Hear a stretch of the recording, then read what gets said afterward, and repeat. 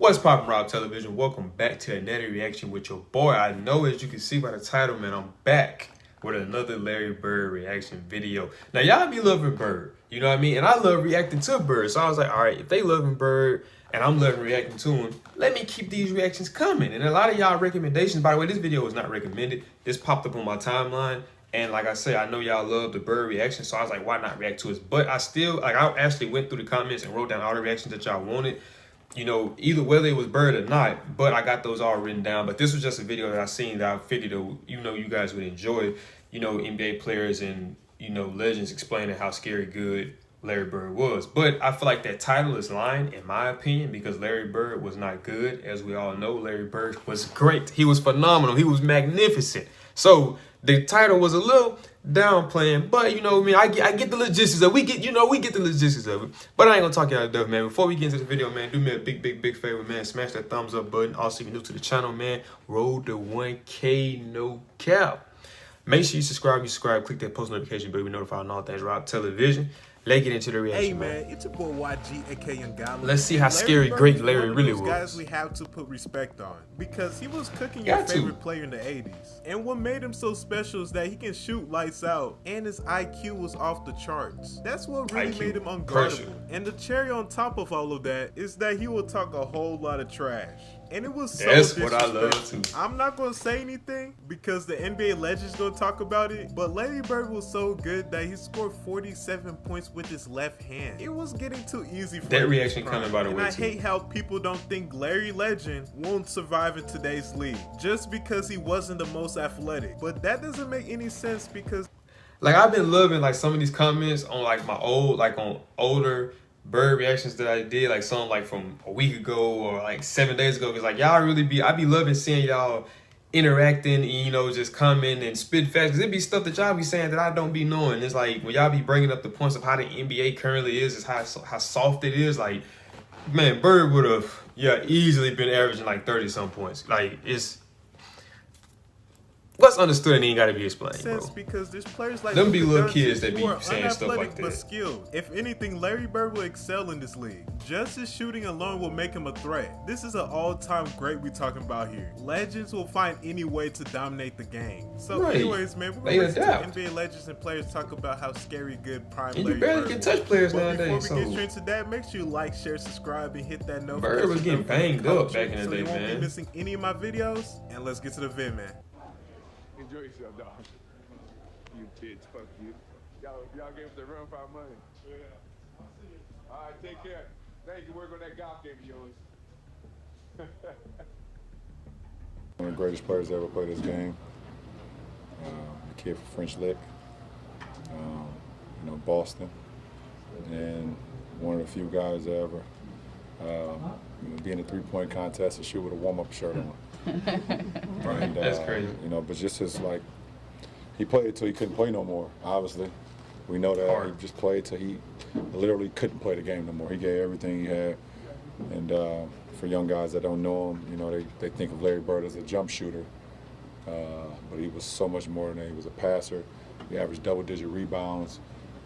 He defended. He took charges, and he's a straight-up complete basketball player. And me as a small forward. Scotty, Bird, Doc, George Gervin, are guys that I kind of looked up to being a small forward, and they kind of set the precedence of what it is to, go out there as a professional and give it all. So, I've always been a big fan of Larry Bird, and, if I'm linked with any other greats, especially like him, it's pretty cool. Magic, Jamie Worthy, Kurt Rambis, Kareem Abdul, all the Laker greats, I would always sit down and just ask them questions about certain games that I studied growing up. What actually happened there? What did you feel there? Why? Bird tough to defend. Why? Because you look slow as shit to me. So I'm missing something. So tell me what I'm missing. You know what I mean? Kind of complimented Larry in the past. Is that kind of a cool thing? Hell yeah! Somebody texted me after the game and showed me a screenshot, and I was giddy like a little kid. I mean. Grew up watching Larry Bird, and, well, not really, he's older, but you grew up kind of knowing the legend of Larry Legend. Being hip up. So to be amongst the greats, That's all you really want to do. That's a great accomplishment, but I keep going. Just a love for the game and love for practice and love for shooting. I think that we're similar in those areas, but he allowed players like myself to kind of dream big and think big at that position and to do things that traditional small forwards, I guess, or big men weren't doing, and he's one of the first guys you've seen. Patterned my game, who I wanted to be like, who I wanted to play like after Larry Bird, so I was torn. So I love them both, and to have a chance to play against Larry early on in my career and then kind of be under his leadership when he took over as head coach, it was a thrill for me because that was, one of the players that, I really idolized and patterned my game after. What Larry was able to do on and off the court, it defied description, and it was very much like being on tour with the Grateful Dead, in that you never knew what was going to happen. You knew it was going to be fun. You knew it was going to be great. You knew it was going to be dynamic. You knew it was going to be explosive, but you could never. I know it kind of was crazy playing with Bird. I'm not gonna keep pausing, but it's just like from the stories y'all be telling me, man. It's just like you, like he said, bro. You never really knew what you was gonna get from it. He liable to come out there and tell y'all might not believe this, but today I'm playing this game with my arm tied behind my back. You know what I mean? Like you just never knew what never knew what to expect from. Like he just was full of surprise. You could never say because he was that great of a that's player. What's going to happen. I think his first 8 or 10 points were left-handed, and at that point, McHale was still coming off the bench, and so Larry scores his 6th point on some kind of left-handed shot. Bird against Kersey. Oh, what a basketball player that is. And McHale goes, hey, Jerome, wait till he starts shooting right-handed. James for Bird, another three-point try. Well, left-handed is one thing, but when the game got close, I had to go back to the right one. I think it went right down the wire, and we might have won by 1 point. Beat you right there. You got to keep them under control. They don't. I went to shake his hand. He wouldn't shake my hand. And I remember saying to myself, well, maybe he's just getting into the game. And I remember the first play of the game, he said, you don't even belong in this league, Holmes. And he shoots a three. I'm like, I wasn't mad he made the three. I said, did he just call me Holmes? But I remember after the first time, I made a great play against him. I remember him saying, he said, you got some toughness, man. I like you, but he said, I'm still getting 40 tonight. He got about 38, so he kind of proved his point. I mean, I knew he was a super player before I came into the NBA, but when I had a chance to play against Larry Bird, and I can count on one hand the type of guys like him that you had to be totally focused in on. If you didn't, he would embarrass you. Bird 6. Okay. Bird, for those that don't know, won 3 straight MVPs in the league. 3 straight? Showtime Lakers and Michael Jordan and the Bad Boys present. 3 straight MVPs. MVP. So you would say that was the baddest white boy ever? No question. It's not even yes. No doubt. Okay. No doubt. Bird night. I had the Bird night. That was a tough night, man. And he would tell you to play and catch it over there and shoot it. Larry Bird, he was not a nice guy. He talked to everybody. He was talking trash all the time, man, but fun. And they called a timeout, and he turned around and looked at me and said, I'm going to score right here on you. And he came back out and hit about 10 in a row on me, and the last one was left-handed, and he asked me if my mother was watching. He was calling shots off the glass. Who's next? Where you want this one from? Bro, he was saying it so cool. He told us he came out there, he hit about 10 straight shots on me. The last one was left-handed, and he asked me if my mother was watching. Oh, man, Larry was crazy. He was wild, man. Man, I have not heard no stories like this, man. Like, this dude, like, I know some trash talkers, like, from football. Like, basketball, I didn't really know too many trash talkers, and it's like, I think it's going to be hard to top Bird, man. And he just made one. He asked me his mom was When he watching. got to about the 55th point, you knew it was something special. Even as a player, and that usually doesn't happen, but we're down so much at the time, you had time to realize the game. We're on the free throw line, and he literally says, left side, over across the 3, and you're listening to him. That's a tough feeling. Yeah, that was the one game that I think he tortured Dominique. He saw Dominique as up-and-coming player, and he just tortured him mentally that game. He tortured all of them. I mean, it was mind-blowing. I think Bird went by the bench one time, too. He fell in the bench. Oh, he did. Yeah, and he called that one. That was the one where he fell in it. He literally said, off the glass into the trainer. And, yeah, and so it was a bad night. It's going to be a 3. Oh, man. Then he said, he out there, man, doing David Blaine. I'm not sure who it was, ran out after him, and he shot this high rainbow. It goes in, Ricky bumps into him, and accidentally knocks him on our trainer's lap. So it was exactly what he said. Antoine Carr and Cliff Levingston got fined by Fratello, I think. And Eddie Johnson for celebrating Bird. Yeah, it was the best film session. Every time when I see Mike, we still laugh. God, it was so it was the greatest film session ever, because back then you didn't have, you watched the real game and just went, with a video, and Mike rewound the celebration 20 times. He just kept rewinding the shot. He just kept rewinding it, showing the guys. You remember they're giving each other high five. And then somebody falls off the bench. Yeah, too. that was Eddie Johnson. Yeah. Eddie Johnson falls off the bench in laughter. I mean, everybody was entertained by this. Bro, Even the guys on the Atlanta bench. They got fined for that, I heard. Yeah. Watch the reactions on the Atlanta bench. Dude, they over there laughing like. All up there laughing. Yeah, when you get. Now watch Cliff Levingston over here. I think this is Cliff. Hey, that's how you know you're great, man. Session was 20 minutes of that. At the 3-point competition, walking in the locker room, who's playing? Did you really say that? Who's playing for second? Yeah, I did. I was so bad. Yeah, when you walked in and asked who was going to get second place in the 3-point contest, when you walked in there, what were you thinking when you made that announcement to the room? Just messing with all those guys like you always did with everybody? I didn't. I had no clue. I never really practiced. Me and Danny used to shoot some before we went out there. Everybody's sitting there. Everybody's real quiet. You really didn't. You knew the guys, but you never were around them. 3-point contest at the All-Star break, and Larry walks in and says, "I hope all you guys in here are thinking about second place because I'm winning this." Excuse me? So basically, Larry came in there and was like, basically, all three of y'all finna be competing with each other because I won't win this. So there's no need to. He's like, don't even think about just start from second and work y'all way down. Don't start from first because first is taken, so y'all can just fight for second, third, and fourth. You know what I mean? 'Cause I got this. Game in Cleveland. And he told me where he was going and where he was going to shoot. Nah, I won't hear about it.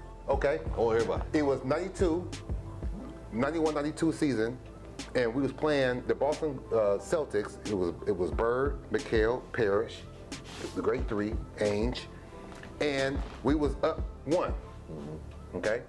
Where he was having a pretty rough first half, and in the old days in Cleveland, you walked off the court the same way at halftime, and I kind of puffed up on him and walked beside him and was like, "Yeah, you're 1 for 10." I was like, "That's defense, and he just kind of looked at me and said, "There's 2 halves," and he came back out and hit about 10 in a row on me. And we was up 1. This is my mom watching. Okay. He said, "Who's guarding me?" As we come out of timeout. Now, remember, I'm a rookie because Price is out because he hurt. Right. He says, "Who's guarding me?" I says, "Craig Elo." He says, "Why you got that white boy on me?"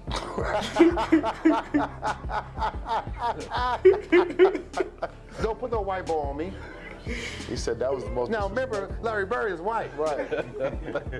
And the last one was left-handed, and he asked me if my mother was watching. Bird didn't talk trash to you, Oh, my God. Bird talked trash to everybody. But didn't he? Did he get to a point where he had respect for you? I always tell this story about Larry Bird. I remember him, he was cursing under his breath. And I asked him, I said, "Larry, what's going on with you?" He says, "You guys are being disrespectful to me." And I says, "What are you talking about?"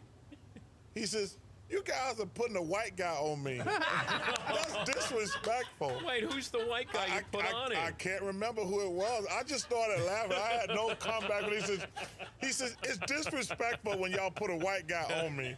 Bird used to tell people, I remember he told me a story about Xavier McDaniel. He said, The X-Man, yeah. X, I'm going to get the ball right here. I'm going to shoot a jumper right in your face. It was a tie game. They had the ball, and DJ was stalling the basketball. And Larry was kind of standing outside behind him, like denying him the ball.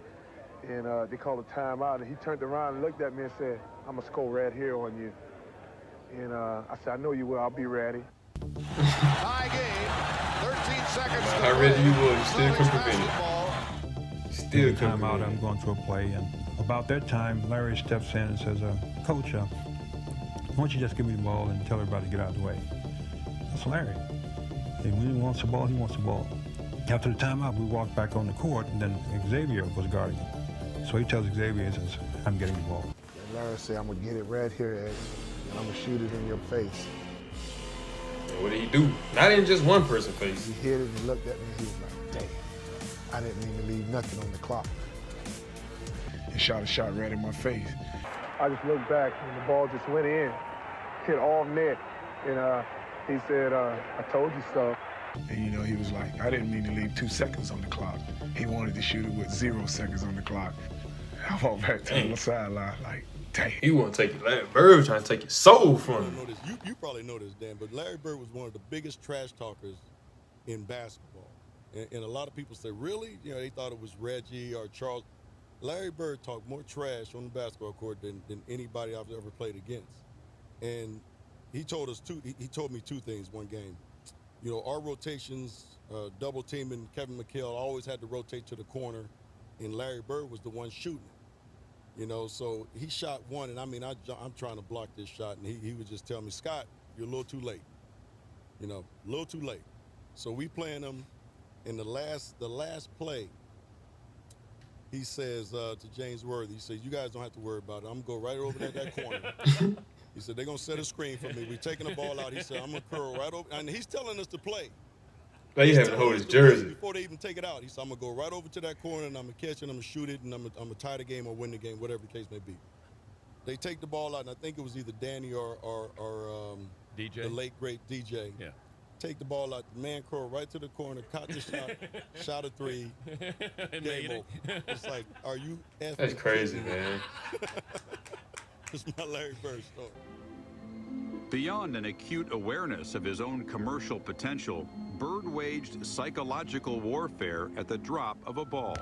The 84 Olympic team was playing an exhibition game against a bunch of pros, including Larry Bird, and they were in the warm-ups. And a ball bounced down from the college end of the court to the pro end. And Michael Jordan went down to chase it. The ball happened to be picked up by Larry Bird. And Michael went up a few feet away from Larry Bird and held out his hands. And Bird took the ball and fired it back down the court over Jordan's head, as if to say, you're not only not getting this ball, I don't give a damn who you are. Larry Bird knows exactly who this guy is and what's going to happen in the next few years. And he wants to get every edge he can get right now. So guys, hopefully y'all realize how great Larry Bird was, because the man can do it all. He was not only a shooter, he can play make, rebound, and was an underrated defender. He was on the NBA All-Defensive Team 3 times during his prime. So please put respect on Larry Legend's name, because he inspired players like LeBron James. So make sure you like, share, subscribe, and show love to the YG gang, and now I'm out. Appreciate you, my guy, for the video.